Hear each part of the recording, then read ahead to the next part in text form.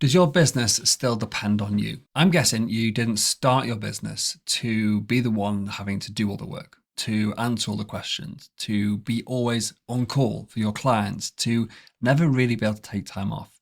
I'm guessing you probably started your business like me to actually have more freedom and more choice and more time to do the stuff that I want to do with the people I want to do it with. The question is, where does the imbalance come from? Why haven't you got the freedom you so much hope for?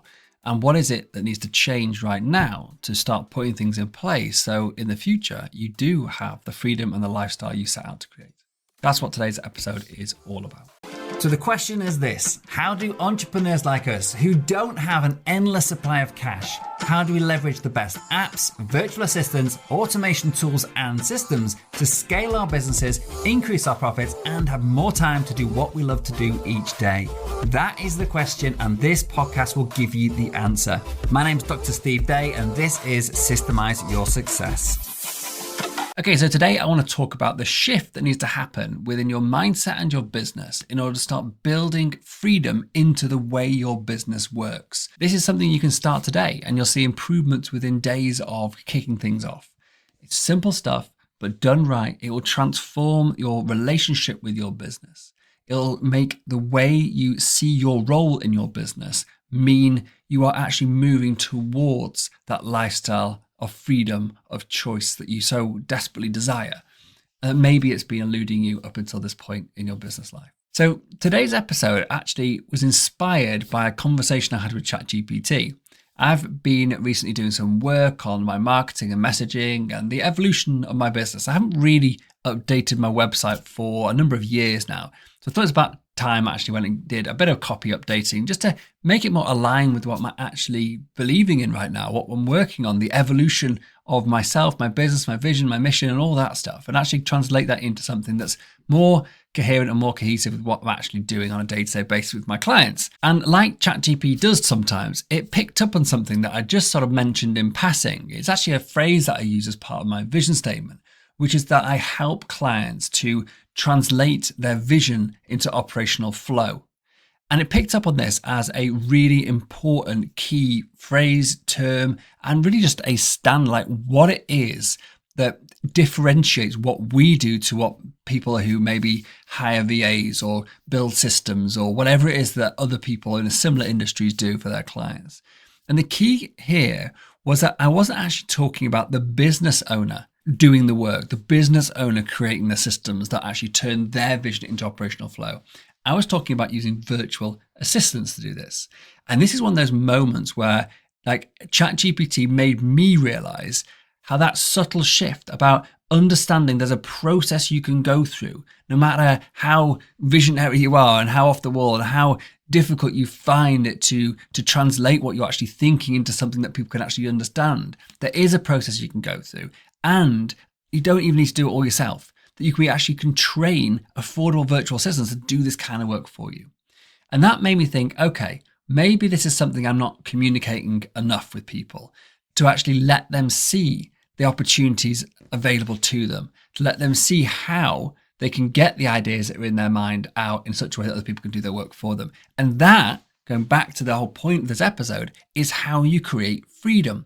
So this realization that the work that I've done over the past 10 years of designing systems for systems that train other people to build systems in your business, that allow people to understand how you're thinking and what it is you want them to do in order for them to then go away and build it and do the work for you.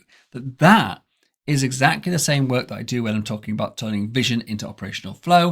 And it's because when you can translate your thoughts into work that other people can do for you, then suddenly your business is no longer relying on you on a day-to-day basis.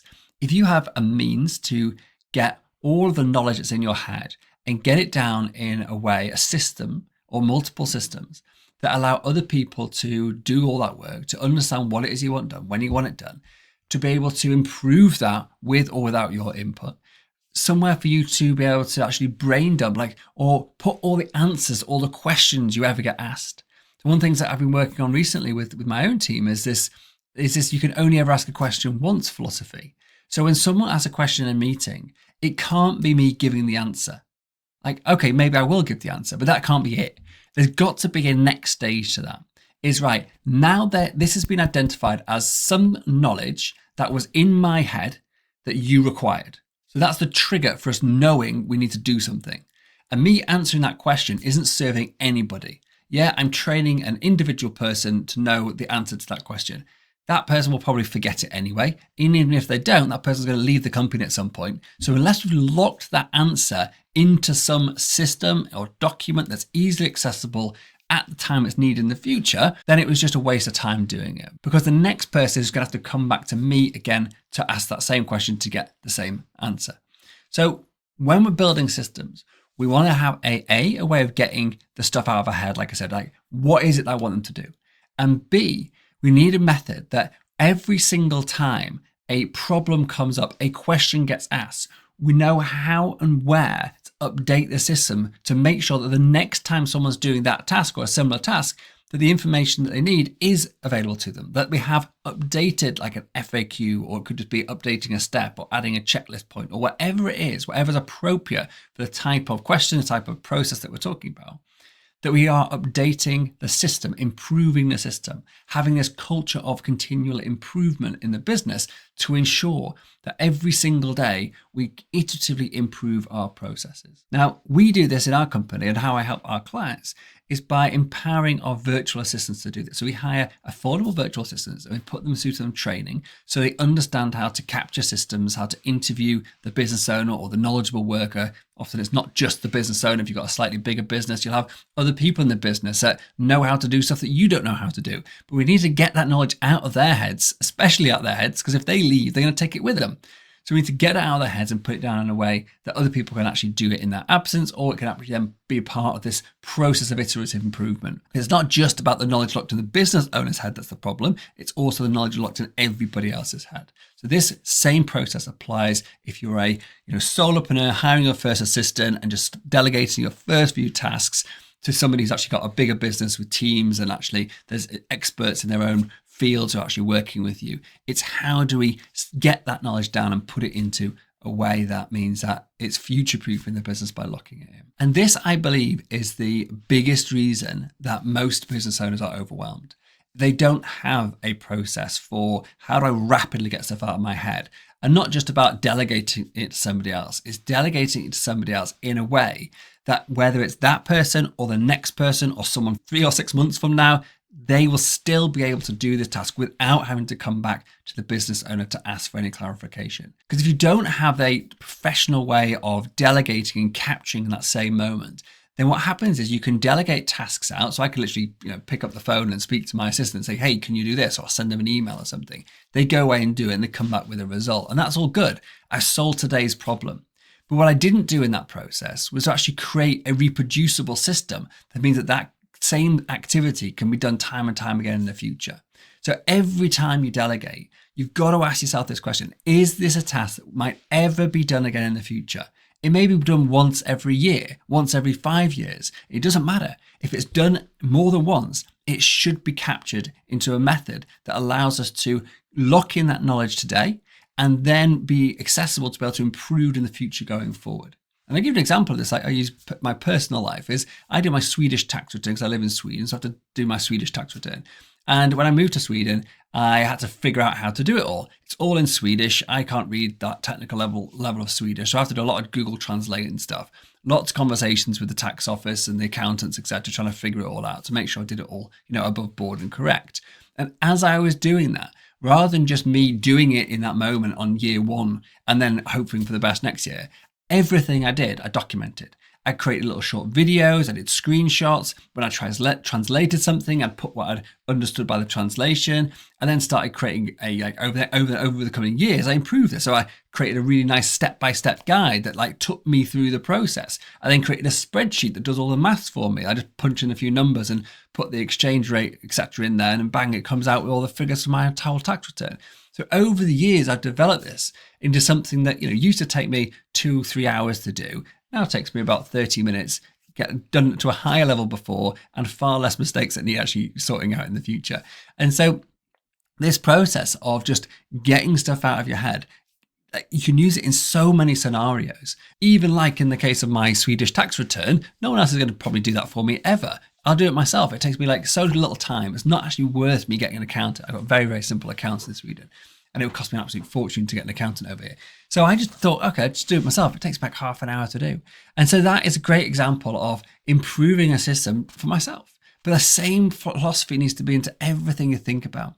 So this shift between you being busy, you being overwhelmed, you having stress at work about having to make all the decisions, having to carry all of the reminders in your head, like who you need to chase up, when you need to chase them up, creating never-ending task lists of stuff you need to remember to do at some point so you don't forget it and let the ball drop or whatever. If that's the way that your world is right now, then I'm guessing you haven't got a super reliable system for delegating effectively. And just to be clear, this isn't about hiring better and better staff. It's not about having just A players in your business. Of course, that's what we aim for, and that would be ideal. But actually, this is about having better systems so you can actually still function at a decent level with B players or even C players in the business. People who just turn up and do the work and go home. If they've got a really good system to follow, they'll actually do it to an adequate standard.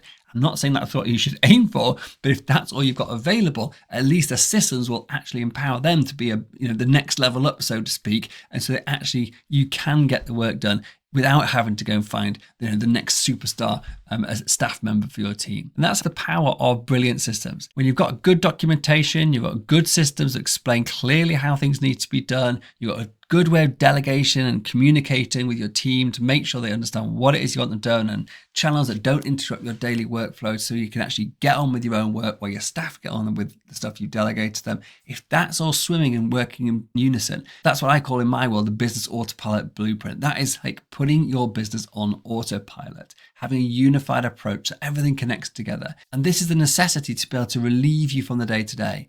It's not about the next big tech thing. Yes, AI may help in some ways, but it's not about that. Yes, automation may help in some ways, but it's not about that.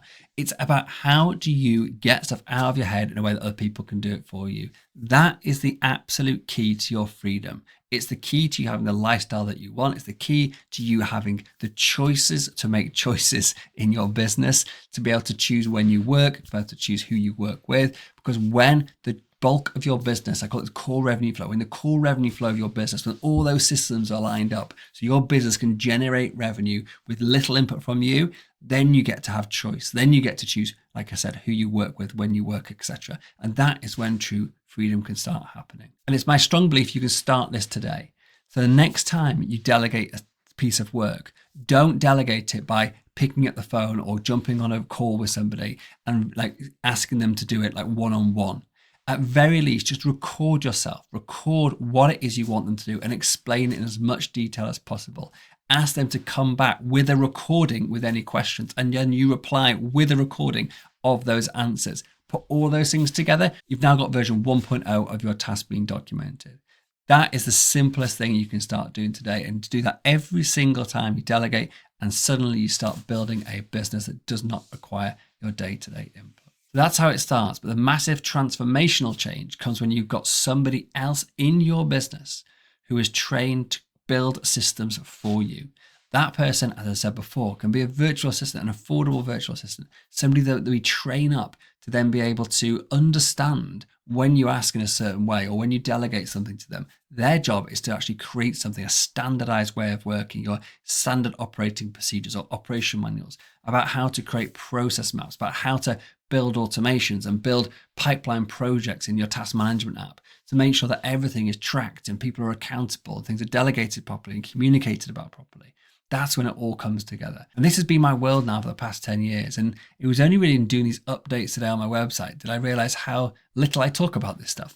This is what I do every single day with my clients. This is the thing that I am most passionate about how do we actually build systems, culture into the business from day one when someone arrives. And I've talked about this when we talked about hiring your autopilot architect, about actually the way you word your job postings, about the things you put in there, about wanting people to be systems thinker, wanting them to love the idea of documentation, like putting these words in to allow you to attract the right type of assistants into your business. And then you give them some training to actually make them become your systems builder, your in-house systems builder. That is where it all kicks off, because now All you need to do is throw stuff at them. They build the systems and knowledge is locked in forever. It's out of your head and it's down in a place that other people can access it. Combine that with this culture of continual improvement about, iteratively updating things every time a single question gets asked, every time there's a problem, you continually update stuff. That is how you make transformational change in a record amount of short time without needing any new fancy apps or technology. This 101 basic stuff is the way you will make the change. But the awesome thing is that these systems that we document, the process maps that we create, when we actually start mapping out how things are done, when we create a standard way of working, that becomes the templates that allow you to automate, allow you to get AI to do stuff. We have to know what we want the AI to do and document it in order for the AI to be able to do it. We can't just expect the AI to know what we want by going into our brain. It doesn't work like that. So this work about getting stuff out of your head down the way that other people can do it for you is the same process that you will use when working with AI or when you want someone to build automation for you. We want to map out the sequence of events we want to happen. What are the triggers? What are the actions that are going to happen? At what point? Where does it ping off here? Where does it go over there? That is the same technique. So these techniques about how you translate your vision into operational flow work if you're a solopreneur and you're just working with your first ever virtual assistant, delegating your first couple of tasks, to if you've got a big business and now you're into the world of automation and AI and machine learning and everything. These skills are absolutely essential at any size of business. And the more you develop them, the better and you will be at communicating your vision, getting other people to build it for you, and then having it work without your day-to-day involvement. Okay, so that's it for today. And if you are interested in checking out the new website copy, head over to www.systemsandoutsourcing.com and you can see what ChatGPT helped me create. And just a little meta learning here about how I use ChatGPT to help me do it. I did not just fire up a chat and start asking it to look at my website and give me some improvements. I did do a lot of background work. I've been working with a coach who's helping me to develop some new products and services to allow me to attract new clients in. And it's focused on creating a workshop about the stuff I talked about today. So I'm actually going to run a sort of 45-minute workshop going deep into the topics I talked about today. So I used the coaching notes that I had from the sessions I've done with my coaches, and I put those into ChatGPT along with the workbook from their course and a few other things. I then used ChatGPT to look at my website as well. And then together we basically went through all the work I'd done with my coaches with ChatGPT and then came up with the format and the content for my new workshop, which I'm going to launch. And then I asked it to go and look at my website and say, great, how do I need to change the copy on my existing website so it aligns with this new evolved way of thinking about the world, my evolved vision, my evolved methodology, my evolved mission statement. So I wanted my website to be a true reflection that I'm on a mission to elevate human potential, to nurture lives of purpose, presence and peace.